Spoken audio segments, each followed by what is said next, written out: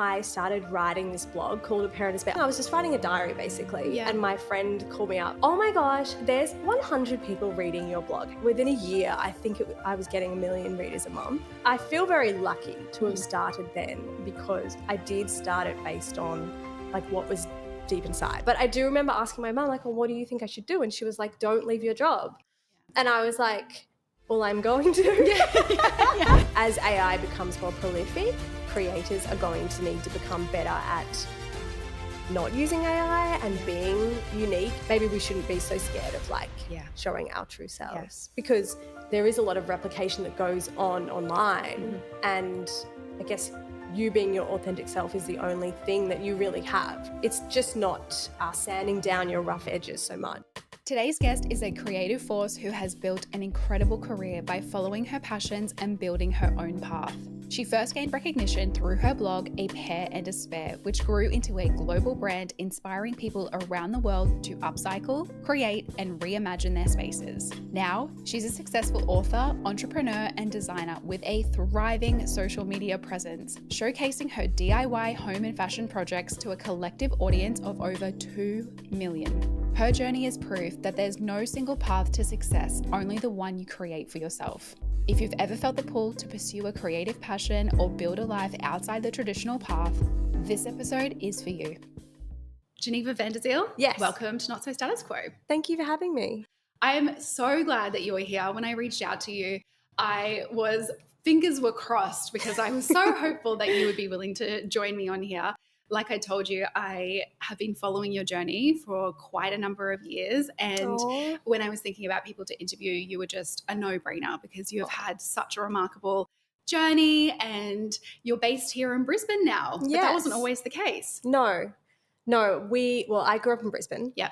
And when I was like 21, my partner and I went and lived in London, and then we lived in Hong Kong for 10 years. So we came back just before COVID, which was quite lucky. And so I guess I'm fully settled back into Brisbane, but it was amazing to live overseas. I think in the end we were overseas for about 13 years. Wow. I didn't realize it was that long. Yes. That's a long time to be away. Yeah. And then you came back to Brisbane because you grew up here. Yes, exactly. And we had our first daughter in Hong Kong. And once you have kids in Hong Kong, it's either like you really need to change your whole life because Hong Kong's this amazing city when you're young and you go out all the time, but you do have to change your lifestyle. And we just decided we wanted to be back in Brisbane. So it was perfect timing. We came back like October 2019 and had another baby in 2021, and it was just perfect. So tell me about young Geneva. What did she want to do when she grew up? Did she even know what she wanted to be when she grew up? Well, I guess I've always been really creative, which I feel like everyone says that. Yeah. But it was quite a deep thing at my core. Yeah. And I definitely look back and I can see that it came from my family. My mum's this amazing environmentalist, and she's very quirky, taught me about secondhand shops, and that was really, in my DNA. And my dad's this kind of also very quirky, kind of bit of a nutty inventor type of person. So I feel like those two things together really built this sense of looking at things a little bit differently, getting very creative with whatever was around me. My parents, they weren't really into buying me the newest things, but I always wanted something new. So I really learnt to go and buy things secondhand, mainly fashion when I was younger. And it kind of, I can see what I am now is very clearly was in my DNA since I was tiny. You know what I mean? Yeah. So you actually studied town planning after school. Yes. So with that in your DNA, how did you get to town planning? Well, I have no idea. It was a wrong turn. No, I guess because my mum was an environmentalist and she was in that industry. She ran a big business. And so I went and studied architecture, and then I found architecture a bit hard. There's a lot of maths. And so someone was like, oh, what about town planning? And I went and moved over to QUT and did town planning, and it was actually very easy for me because my mum was so entrenched in that world that it was speaking the same language. So I mean, I guess it wasn't easy, but it just made sense. It was to a lot me. more familiar or common than totally. But the thing about studying something like that at university is it's always very fun, and they're like, design your perfect city, or like what is your ideal, environment look like? And then when you go into the real world, like that's actually not what being a town planner is at Yeah. all. Even though I did some amazing things when I was a town planner, I went and worked when I was in London. I kind of worked on some of the Olympic stuff I a read long that. time ago now. Yeah. And then when I moved to Hong Kong, I was working in a town planning company there that was doing amazing, well, kind of crazy stuff all over like Africa and China and stuff. So I did interesting things. It just wasn't my passion, you know what I mean? So yeah, it's been great to be able to then move on to doing something that every day doesn't feel like work, Yeah. And so moving to London and doing everything with the Olympics, was that because you were doing the town planning? Is that what led you there? No. Oh. My partner and I got Glastonbury tickets and we were like, this is what it is to be like in your early 20s, right? We were like, how about like we just go for this festival and we don't come back? Young, wild and free. And we both worked at the same company. He is an interior designer, was a designer, and we were working in this architecture firm together. And like on the same day, we're like, yeah, we're not coming back. And they were like, what? So that was quite funny. And that's kind of been our approach all the time. Like even when we moved to Hong Kong, there are a few restaurant and hotel projects that came up in Hong Kong, and his friends were like, I think you should do these, mate. He had a few friends in Hong Kong. And so he was like, should we move to Hong Kong? And I was like, yeah, let's do it. So it's kind of just been on a whim, really. Now I don't do anything on a whim because I have 2 children and 3 businesses. And we have to be like, then we have to it was adult great. properly. I know. So I discovered you through your page as Parent is Spare. My friend and I absolutely loved it. We would follow your journey, and that's when you were in Hong Kong. So Yes. you then moved to Hong Kong, and is that where your love for upcycling fashion really started to take off? Well, actually, I did start the very early days of A Parent is Spare. This is like pre-Instagram. This is like blogger vibes. Was in London, actually. Yeah. So I was working as a town planner, and I guess I was just really bored, to be honest. And I started writing this blog called A Parent is Spare. I literally have no idea why I called it that. And I was quite prolifically posting on A Parent is Spare, like 3 or 4 times a day. And it was the very early years of any sort of social media. And so, I don't know, I feel like I grew an audience really fast, even though to begin with, I sort of just couldn't really imagine what it was I was doing. I was just writing a diary basically. Yeah. And my friend called me up.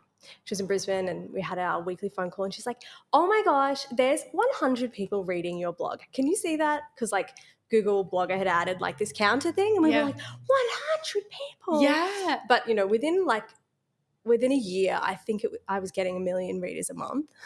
I didn't even know how to check that for a long time. Yeah, which is like bananas. But do you know how nice that is, though, that you're not like tied to a metric and you're actually just doing it because you loved I remember it? how that felt. When numbers didn't matter. Yeah. Well, yeah, I think I feel very lucky to have started then, because I did start it based on like what was deep inside me. You know, like I had no sense of what it would become. I had no sense of, oh, this is going to help me leave my job and become a career. So I didn't overthink it. I was just like, this is fun and silly. And then we moved to Hong Kong because Ben started running his business there. And I got an email from this UK publisher who was like, oh, we want to write a book based on your website. Because I think DIY fashion was super popular at that time. And I remember asking my job at the time if I could work part-time while I wrote the book, and they said no. So I was like, oh, I have to leave. Like, it's actually the best thing I've ever did. Yeah. Sometimes it's like things will just force it if it's meant to be. Like you just have no option, and that was your turning point where, okay, well, this is almost like a test. Exactly. Am I going to follow something that truly feels important and aligned for me, or am I going to stay in the security of a job, which is a hard decision to make. But that has been a really significant turning point for me. And when I was in my early 20s, I really relied on my parents for advice. because they were both business owners, they're both very intelligent. But I do remember asking my mum, like, well, what do you think I should do? And she was like, don't leave your job. And I was like, well, I'm going to. Yeah. Okay, I won't. And like, I mean, try explaining to someone born in like the 50s Yes. what the internet is before they've even really got on the internet. Like Yeah. now she would understand, but then it was like, you have a blog and you want to leave your job as a town planner. But yeah, that was just a huge turning point. It helped that the job I had at that time was like extremely toxic. I think toxic in like just the corporate culture was really bad and everyone in the office was miserable. The turnover was really high. So there was no reason to stick around, really. Yeah. And you never then went back to town planning at all. That was that chapter closed. No, I mean, like sometimes I wonder, like, could I be a town planner still? I feel like I probably could, but things would have to change significantly. Yeah. But I mean, in some ways, it is nice knowing that I have another profession. Yeah. Not that I'd have to do a little bit of reading to get back up to speed. Yeah. But like I feel like it's good to have plenty of options. Yeah. I feel like you'll never have to fall back on that option. I think you've solidified I'd yourself. be like, so I'll make some videos. What do you think? Yeah, exactly. This thing called Instagram, you know how to promote do you have it? a marketing manager? Yeah. I love that. So Hong Kong, tell me about the time in Hong Kong. How did that shape your businesses and your life now? Hong Kong was amazing. Hong Kong is and was like such a cool city for us. We had all these friends, obviously like other Australian expats. It was just so fun. And I left my job and I went and wrote that book. And that was like an awful experience actually writing that book because I had no idea what I was doing. I procrastinated so badly. First of all, I procrastinated over doing it at all. They contacted me to do it and I spent like 6 months flip-flopping on this decision, which I don't know, something that's so significant to me that I have learnt then and since then is to just make a decision quickly.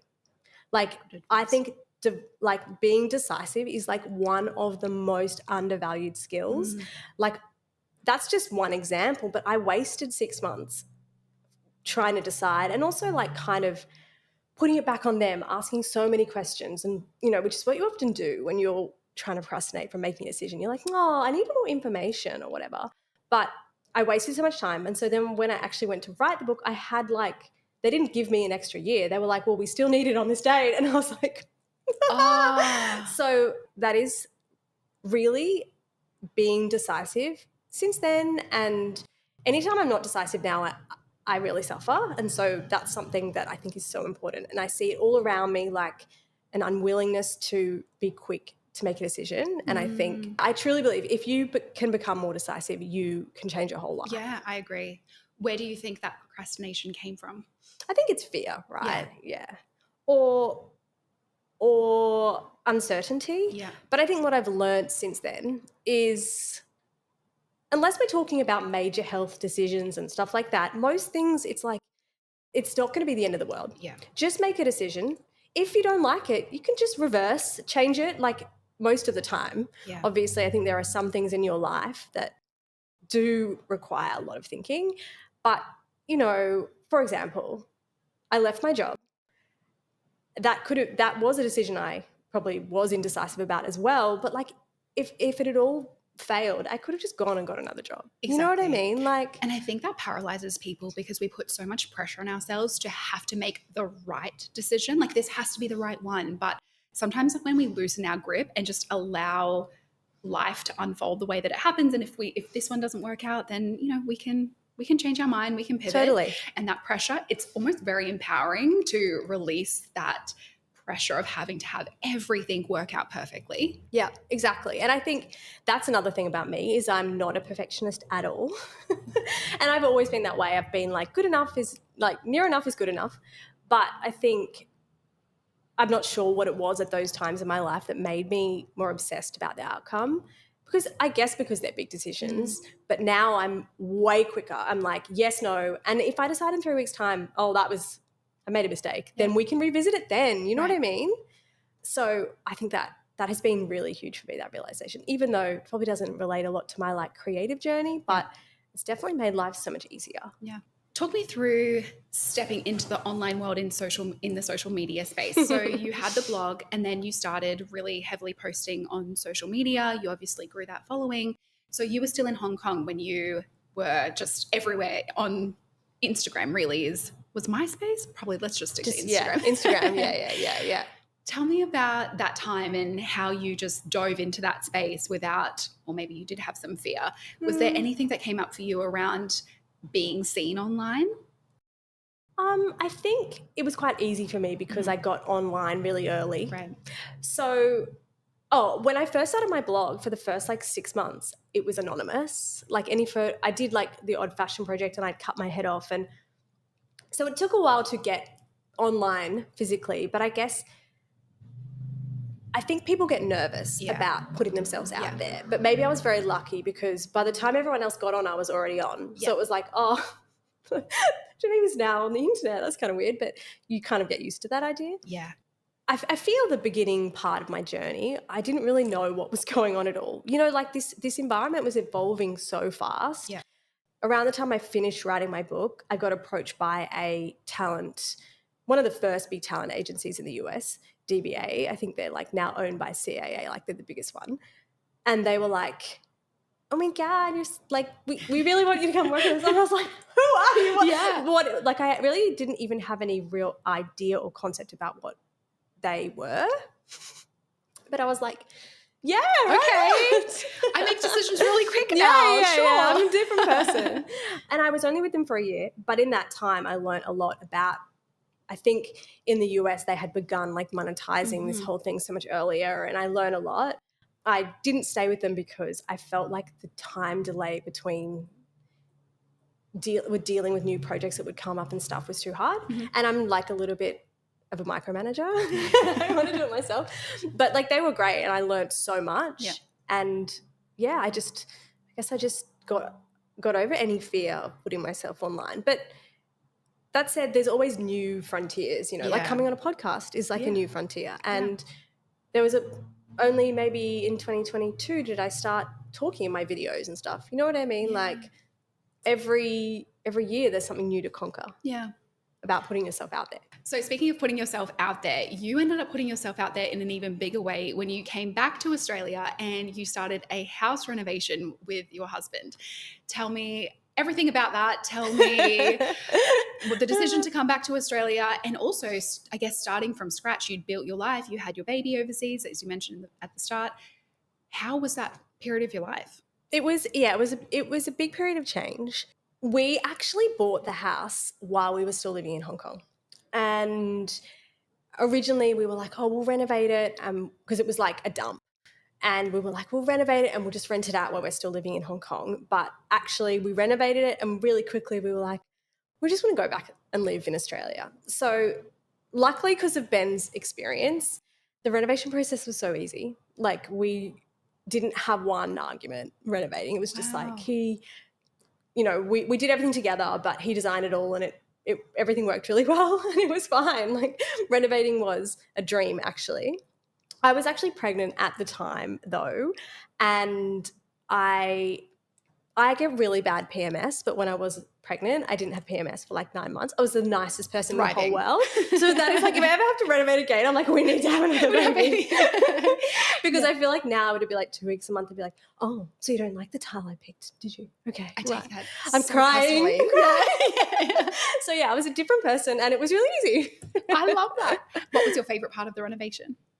I think like seeing the transformation of this, like it was literally like an old workers' cottage that hadn't been touched since the 70s, like cracked tiles and like cracked toilets sort of thing. And we, like really breathed so much life into it. And just being able to do that felt amazing. I saw a shift in your content then when you were back in Australia and you started doing a lot more upcycling of, you go to curbside collections and tip shops and things like that and find pre-loved furniture items that were just screaming for a new life.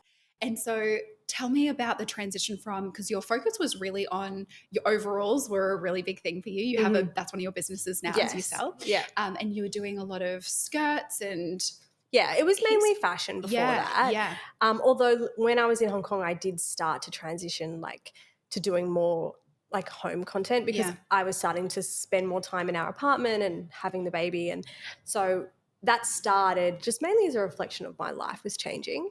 But at the same time, when we did the renovation, I said, oh, I'm going to catalog this. Why not? You know, like it was fun. Put it on YouTube. And that was a big kind of like, it was kind of a watershed moment of like, oh, this is the direction I want to go in now. And my audience really liked it. I think that that's a really fun part of this whole process is that you get really close to your audience, you create this community, and then hopefully they can come along with you on the journey and maybe they're at a point in their life when things are shifting as well.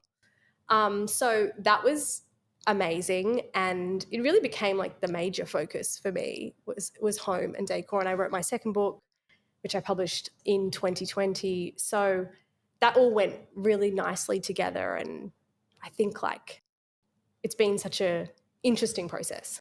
And you're to blame for travertine tiles selling out in Bunnings. Yeah, definitely. There were times during COVID when I would do a project and it would go like extremely viral and products would sell out and stuff like that, which is so fun. That travertine tile table, and there was also a few others, but the other one was painting vases. And these were all just like kind of accessible projects that people were doing because they wanted their home to be nice, but they didn't have a lot of money. Yeah, it was nice to see a woman in the space of using power tools and upcycling and, you know, sanding and cutting and doing all of these things. And I think you empowered a lot of women to feel like they actually can do that themselves. Like they don't have to have their partner or husband or, you know, someone to be able to do that for them. So I think that's something you've inspired so many people. Oh, I'm glad to hear that. I think, I mean, it probably was more rare back then to have like women doing that sort of thing, but it's so common now, and it's good that we've kind of all embraced this more and more together. Yeah. Have you found that a lot of women are starting to upcycle and do creative projects like this, like really hands-on projects more? Definitely. I think for me, it's really about not just one single project. It's about like learning the mindset. And I think a lot of women and men, I guess everyone really is getting better at like seeing the potential in something, whether it's a big project, which is nice to be able to do, or even if it's just something small, you know what I mean? Like seeing something and transforming it. Like that's a really big part of everything that I try to do. It's about like helping people see what's in front of them. Yeah.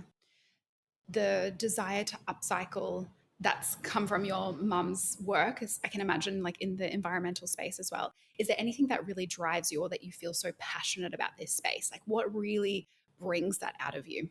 I think for me, it's a real addiction of seeing a transformation.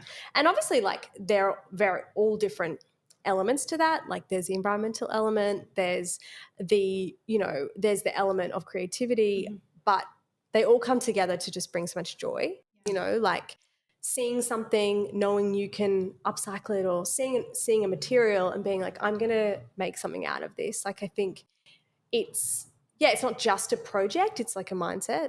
Have you had a favorite project?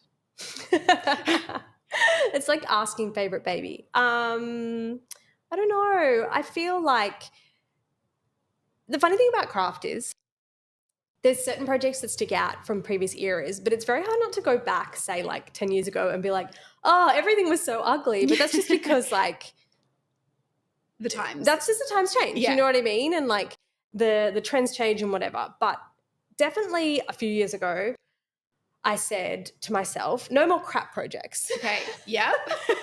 What's your definition of a crap project? I don't know. Like I sort of started feeling like I just wanted them to be really functional and beautiful and like last a long time. I think I had experimented a lot with like all different types of projects, more random kind of projects made out of garbage and whatever, which is really fun. But like I think over the past few years, it's been about like honing my skills. So the projects are really great and really durable and really useful. So I think there's always a new challenge when it comes to doing these DIYs all the time. My personal favorite has been your mouse house. That Oh, you really yeah. like the tree? The tree, you the mean? tree. Oh, yeah, okay. For anyone who hasn't seen Geneva's projects, her doll houses and the little mouse house with the cute little pie bottle top. I feel like the doll houses are funny because, I don't know, we got given an heirloom one from Ben's family in like 2022, and it was such on a whim thing. It was like, oh, I'll just share this with my audience and see if they're interested. And it was like an overwhelming like outpouring of interest. And it's like, wow, it's a dollhouse. Like, I want to do it, but you just never know what journey people want to go on. Yeah. Like, doing this sort of thing, it's about, you might have this really broad, you know, amount of interests, but it's about taking those interests to the audience and being like, oh, what do you guys want to hear about? Anyway, the first dollhouse was really popular. The second one was like extremely major in terms of like, you know, people's interests. Yeah. I got like 350,000 followers in 2 weeks when I shared that project, which is kind of like at the time, like, what's going on? Yeah. I think like numbers are always hard to remember, but it was like I was waking huge up number. every day like, what is going on? And it's just fun because it's like, oh, it's so fun to know that your tiny little niche interest actually appeals to like so many other people as well. I can imagine it also taps into, well, for me, it was like that inner child, the inner child in me that would just, if I was a little girl, like I'm sure your kids, it would be similar, just was screaming. Like, I would have loved to have played with this as a child. So I wonder if that really does bring that sense of play and 100%. And like, obviously these are for my children, but at the same time, they're also for me. You know what I mean? I know. I mean, that's a big question. I mean, my daughters would love them no matter what they look like. Yeah. Let's be real. But then I want them to look a certain way. So like, obviously it is for me, and kind of have to be careful about not doing too many doll houses because it's like not the only thing I'm interested in, but it's hard not to because it's just really fun. Yeah. It's interesting though you say that you're not a perfectionist, but the attention to detail in your work is next level. I mean, when I say I'm not a perfectionist, I feel like one of my good qualities is that I'm quite good at knowing when it's worth putting the extra time in and when it's not. Like, I do think that a significant proportion of the things you do, people won't notice the details, so the details don't matter.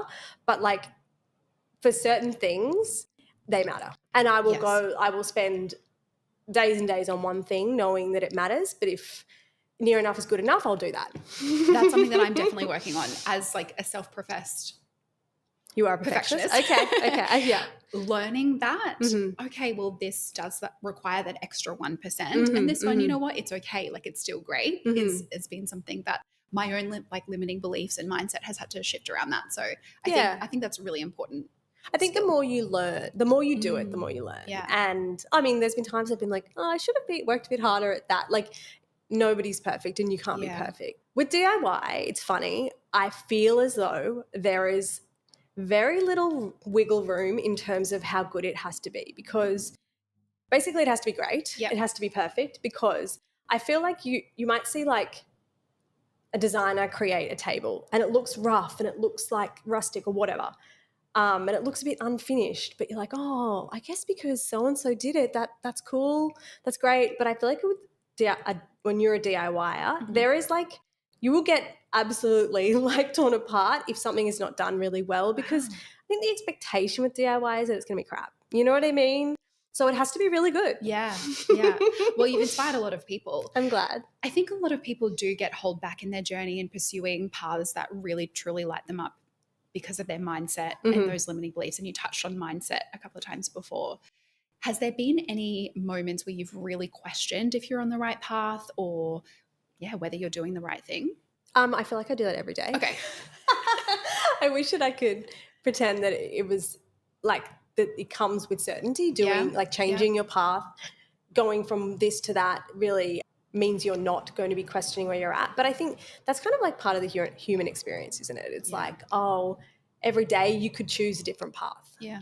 For me personally, when I'm feeling like I'm unsure where I'm at, I do just like to go back to like, what were the things that that lit me up when I was young? What is at my core? Like, what is in my DNA, as I say, which is more about like what you grew up with, what your interests are, what makes you happy.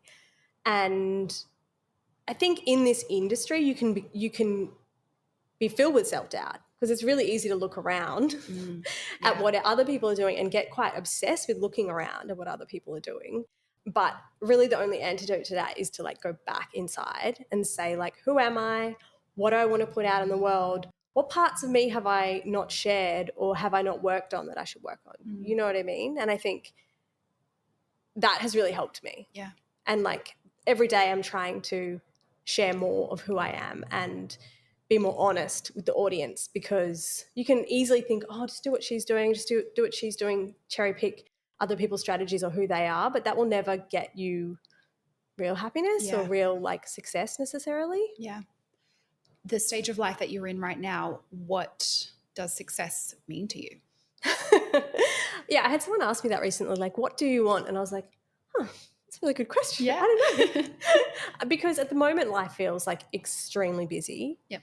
And that's what everyone would say, I'd say, with a job and children and stuff like that. So sometimes all I want is to slow down. But I'm also very realistic and have tried to hone the perspective of like, it's lucky to be so busy and lucky to have that opportunity, because you may not at some point, you know what I mean? So ultimately I'd love to have a business that allows me to slow down a little bit at times, because I really work all the time. Yeah. There's not really a time when I'm not working, but that's just this phase. You know what I mean? So yeah, work in progress. At the start of the episodes, I usually ask my guests if they could give their current life chapter a title. What would it be? So we didn't ask that at the start. So this is probably a really good segue. Okay. That's it. That's actually, it's a really interesting and good question.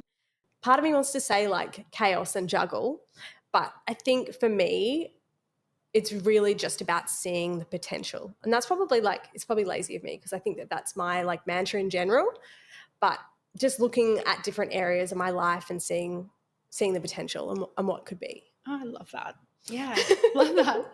You're like, there's a lot of things I could pick, but potential is beautiful. Yeah, I mean, like, for example, you know, obviously I do the projects, and a big part of my business is now focused on the creative courses that we create, which has been an amazing shift, because obviously the main revenue driver up to this point has been sponsored content, which has been amazing, and I love that type of work. But in some ways, like, you're working with someone to promote their brand and you don't get as much time to like think about like, what do I want to create? What community or environment do I want my audience to be able to enter into? So creating the courses, we've got 3 now. We've just finished another 2. We're hoping to do another 5 this year. Wow. So there's quite a lot. We see so much potential there because really because I feel as though people are bombarded by short form content, which is so fun and so interesting, but there is a real hunger to like fully immerse yourself in doing something. Yeah. So that's what the courses allow. And yeah, seeing the potential in that has been amazing, but it does mean you have to dedicate a lot of time to doing something that's not paying off yet. Yes. Which is hard. Like that's probably a theme, I'm sure, that you touch on all the time, which is like, oh, you're investing all this time and all this money and all this resource in something. You're like, is this going to work out? Is this going to flop? But if you have an idea, it's like you just have to go for it. Do you ever tap into your intuition? Like, does it guide a lot of your decisions? That's a good question. Probably. Like, I do have quite like a strong gut feel of things. I feel lucky that I've been doing this for 15 years now. Yeah. So I feel like I sort of know up to this point the ins and outs. So the things that will work, the things that might not. What is a combination of knowledge and intuition? Yeah, I don't know. Oh, I love that. Making decisions in your life to pivot and move abroad and then come home and launch into businesses and things like that. It has to come from a place somewhere. I think that we have this inner wisdom and this inner knowledge that for sure that does often guide. Yeah, absolutely. I think also what's been really amazing has been my partner. And I know that not everyone is as lucky, but I feel like he's been with me through this whole journey, and I've always felt like, oh yeah, we can do it. We can try. And he's a stoic, but he's also like an optimist. So it's like, we'll give it a go. If it doesn't work, it's fine. Yeah. You know what I mean? So I think being optimistic like that is great. You then have to back that up with like being relentlessly working on something. Yeah. I think that is the juggle of running your own business. Yeah. Is like you're more busy than you'll ever be, Yeah.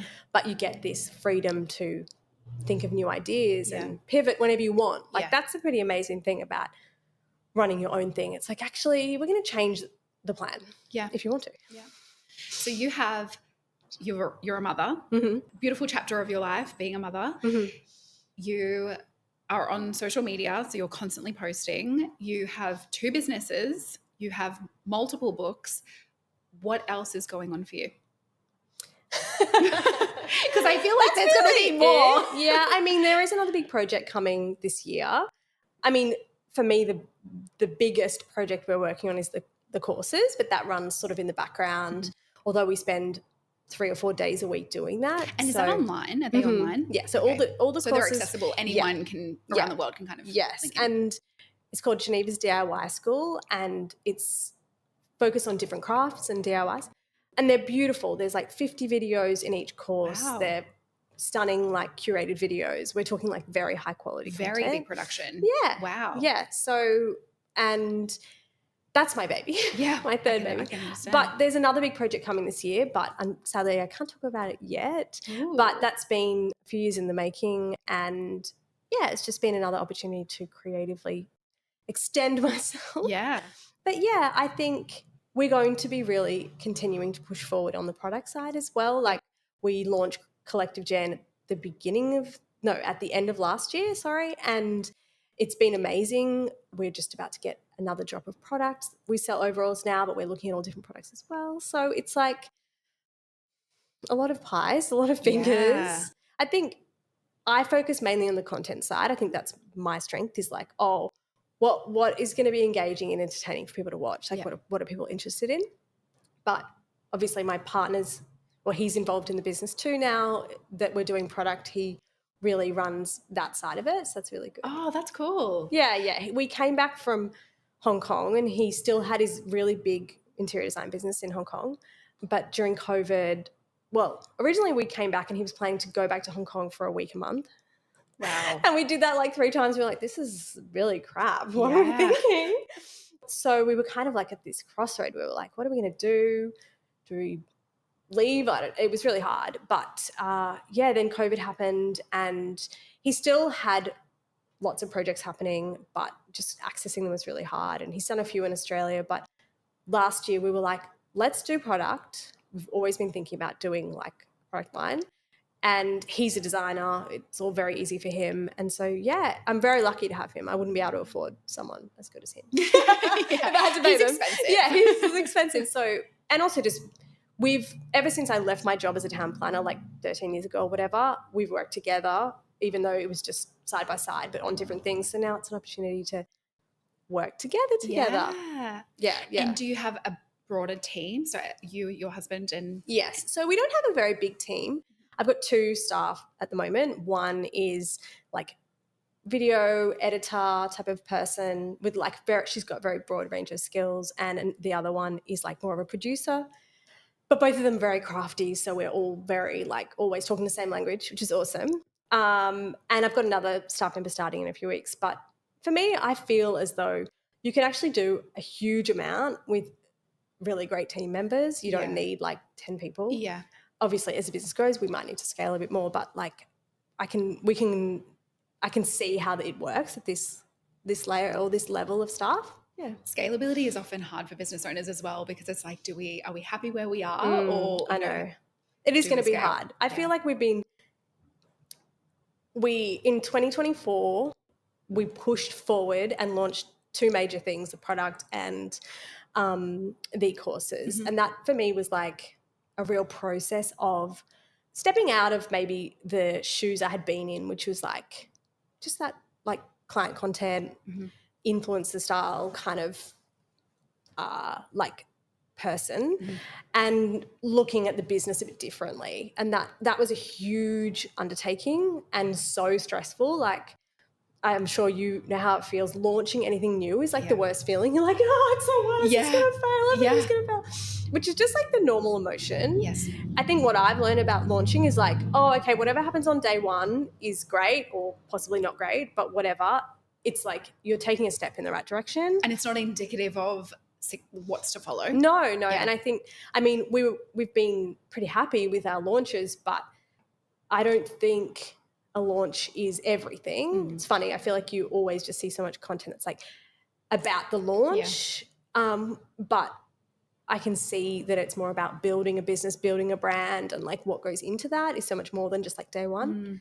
So that's the huge things that we did. But as you say, like scaling businesses is really hard. So down the track, I'm sure we will need to have a bigger infrastructure to do all the things we want to do. But for now, it's like working really well. It's great. Good. I'd love to know what processes or systems help you juggle all of the things that you have going on. I'm a prolific list maker. Okay. Because I don't remember anything unless I've written it down. So often I have lists. I have Trello, which I use to make lists on my phone. And if anyone says anything, I'm like, I'm just going to put it on my list, because otherwise, if it doesn't go on a list, it's gone. But I feel as though using those really well does actually make me so productive and able to like really stay on task. So that's the main like system we have, really. Like we obviously have systems of content upload and, you know, managing all the videos that we create for the courses and stuff like that, but mainly just me like tinkering my lists all day long. Yeah. Are you a ticker or are you a crosser? Well, it's all automated like, then, I it's guess. sort of like you disappear the item when it's done, but I don't even like that. I'm like, can we get some sort of like, but sometimes just when you make the list look shorter, it feels good. Yeah. So those brilliant. systems, like, again, I feel like as the business grows, it's like, yeah, we're going to need other systems. Yeah. They'll come when they need to. Yeah. Oh, it's just those peripheral things. It's like, oh, it's something else that requires money and time. And Totally. all that. I mean, I think it's quite obvious that like technology is going to change Yes. things significantly. Yeah. So it's like looking at how we can use AI in a way that is useful to the business, because there's so much automation and stuff now. Yeah. Like personally, I think as AI becomes more prolific, creators are going to need to become better at not using AI and being unique and finding ways to find ideas that are like not replications, because that's essentially what AI is, right? Yeah. Like it's like a mishmash, which is often like AI is pretty good these days. Yeah. But I think audiences are going to become super savvy about like, oh, just something else that's so kind of too. rejigged. I think so too. And that authentic human connection, it can't be replaced by AI. Exactly. Which is, I think, why I have also decided to maybe just like come clean a bit more about who I am as a person. Because I think it's easy to curate who you are and present like a brand that is so clean and perfect and stuff like that. And I think that's actually probably not who I am. So definitely we're doing more like behind the scenes and just like chaotic projects, because that's actually really who I am. Yeah. So it's about like finding that human connection by just being real. Like the tape dispenser. Yeah. That you had to do. But it's like, it's funny because I think we talk about authenticity, don't we, a lot? But authenticity has also been very manufactured in this era. So it's like, but I think as audiences, we are now very savvy to like manufactured authenticity. We're like, this doesn't feel right. So it's actually like, oh, how do I let go of like who I want to be seen as, and how do I just show people who I really am? And it's hard. It is hard. But, you know, I always say this to my clients, that we become magnets when we are our authentic self, and just like magnets repel, they attract. So when we are actually our authentic self, we will attract the right people, opportunities, situations into our life, and those that aren't meant for us, completely. I think you're right. Like you can definitely like create an image that is, I've like heard someone else say, like you create an image that is vanilla, and people are like, oh yeah, she's fine, or like that brand or whatever is fine. But how do you actually tap into the things, as you say, that would really draw people to you? And some people will be like, oh, she's so annoying. But that's also fine. Totally. You know what I mean? Not your person. Yeah, exactly. Yep. So I think maybe we shouldn't be so scared of like showing our true selves, because I think something else that can be hard in this industry is like there is a lot of replication that goes on online, and I guess you being your authentic self is the only thing that you really have. Yes, you know what I mean? I agree. It's like your superpower. It's your uniqueness. It's not, you can't replicate that. Totally. Yeah. So I'm trying to like do more of that, even though it seems silly to have to say, I'm going to be more myself. But it's like, it's just not sanding down your rough edges so much, you know? I love that. I love that. Yeah, shining a light on the things. And I wonder if it is because those parts of us, we hold them close because it's a vulnerable place to be, to put yourself out there. And I feel like the creative industries in general, it is when you're putting, I mean, it's art what you create. Like that can be. Yeah. I mean, the tape dispenser again. Like, you know, art. That like, is a loose, you know, but it can be a vulnerable experience, I think.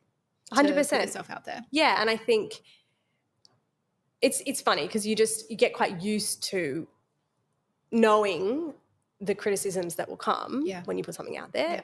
And that makes you sort of want to go like, oh, how can I make this less divisive, or how can I make, but by doing that, you're just making it less interesting. Yes. You know what I mean? I agree. So it's like, okay, let's just see what's out there. Yeah. Like when you really put yourself out there. Yeah.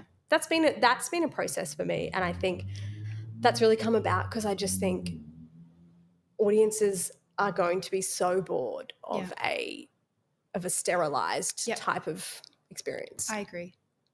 So for somebody who is wanting to make a leap into the creative industries in particular, or not even just that, even into a business or make a really big life pivot, is there any wisdom or advice that you would impart? I mean, it's there are so many factors that go into making a big decision. I think I always go back to like, you actually only have one life. Mm-hmm. And that doesn't mean like we should throw it all away and go traveling for the rest of our lives or whatever. It's just about how can I have a life that I'm happy in? Yeah. And at the same time, it's about perspective. I think that like definitely like my partner's so good at being like, maybe we need to think about perspective. Like, yes, you're very busy. Yes, the demands of the children are never ending or whatever. But like, would you choose any other life? So it's like, if you think about your life and you put it in perspective and you still feel like, actually, I cannot go to this job every day, it is awful, then like, you just have to do it. You just have to say, what is the different path for me? And it's really hard. And I think we're maybe privileged because we have social safety nets and stuff, but and other people probably don't have that, where it's like, this is the life, this is my only life. Yeah. But if you have any like other opportunity, I think it's like you kind of owe it to yourself to see if it will 100%. Work out. 100%. And like, as I said, just don't burn anyone on the way out of your workplace. And then you can go back and it's really bad. Yeah. You'll take a break. Just you know what I mean? Person. Yeah. I think for me, really, there is no wrong decision, particularly when it comes to your life and what you do with it. And so it's like, okay, what path do I want to take? Yeah. And if it doesn't work out, then something will work out. Yeah. You know what I mean? Yeah. Thank you for sharing that. Yeah, it's so much wisdom. And I agree with everything that you've said. Just taking that leap of faith can feel so scary. And just so many people hold themselves back. But hopefully listening to your story. How did it feel for you? I've always just had like a deep knowing that I'll have multiple businesses and there'll be multiple things, and using my psychology, but also absolutely needing something really creative as well. I found that creating content online and editing this podcast, a lot of people just wouldn't have that interest, but I love that creation side. So I think it was more liberating than scary for me. Yeah. Well, that's when it feels like a relief, right? When you're like, okay, like this is for me. I think that's the thing. Like, you can take that big shift, and if it doesn't feel liberating, you can reassess. Yeah. You know what I mean? It should, like, once you leap into the unknown, hopefully at some point you're like, okay, this feels like what I'm supposed to do. And if not, then like maybe you look in another direction. And I always tell people that our brain's job is to keep us safe. So those feelings of overwhelm or anxiety, our brain likes familiar and predictable, even if familiar and predictable isn't right for us. Yeah. Yeah. And so we are going to feel like having feelings of apprehension and feeling a bit worried or overwhelmed. That's 100% normal. I'd be worried if you didn't feel those Yes, things when we're stepping into totally. unknown territory. So it's almost like acknowledging to ourselves, like, this is normal. This is scary because it's different, but you know what? I'm going to do it anyway. And like we said at the start, we can pivot, we can change, like nothing has to be concrete, and it's okay if things don't work out the way that we hoped. Maybe that was a lesson that we needed to learn in the journey to get to where we actually have to be. Totally. And I think like the only thing that I feel is worth always knowing is like to get what you really want, you're going to have to work really hard. Like, and that sometimes we just want to work less. So it's about working out what you want. Yes. But I think for me, like I'm so happy with where I'm at, but I wouldn't be working this hard if I was a town planner still, you know, like, so, but that's okay. Yeah. Like, that is like, okay. And I'm really lucky. Yeah. I think it's just worth people asking themselves, what do I really want? Exactly. I couldn't agree more. But it's nice to do something every day that doesn't feel like work. Yeah. Even though there's no job that doesn't feel like work. Like I was inside this giant tube yesterday making something and I was like, every part of my body hurt and I was like, this is hard, but it's fine. It's fine. It's like, but this is the thing. Like there's no, when you work for yourself, it doesn't mean that it's easy or that every part of it is great, but hopefully it's, you know, you feel like joy and success in that. Day. Yeah. Yeah. Thank you so much for sharing all of that. You mentioned before that you have an exciting project coming out. You started your collective, Jen, and Geneva's DIY school. You have so much going on. Is there anything else that we should be keeping our eye out for? Or is there any upcoming projects that you can, DIY projects you're willing to hint at? I'm always working on projects. Yeah. We probably do like a couple a week. Definitely more of these fun, like silly, just like see what we can make kind of things. Yeah. And where can people find you online? So obviously on my socials, Geneva Vanderzeil, and then we've got Geneva's DIY School where you can join like thousands of other people who have, you know, decided to learn embroidery or decided to learn how to make a dollhouse. And we actually also have a school notice board, which is basically all these forums inside the course where like all of the people in the course like trade projects and ideas and tips and tricks, which is awesome. I think that for me, it's about, okay, how do we bring this nebulous thing about creativity and projects and turn it into like real human connections? So that is where you can find me. And also we've got more products coming, more overalls coming this year, soon, actually, a few months. Yay. Amazing. Thank you so much for sharing. Thank you. It's been for such having a me. pleasure to have you. Yes, it's been so fun.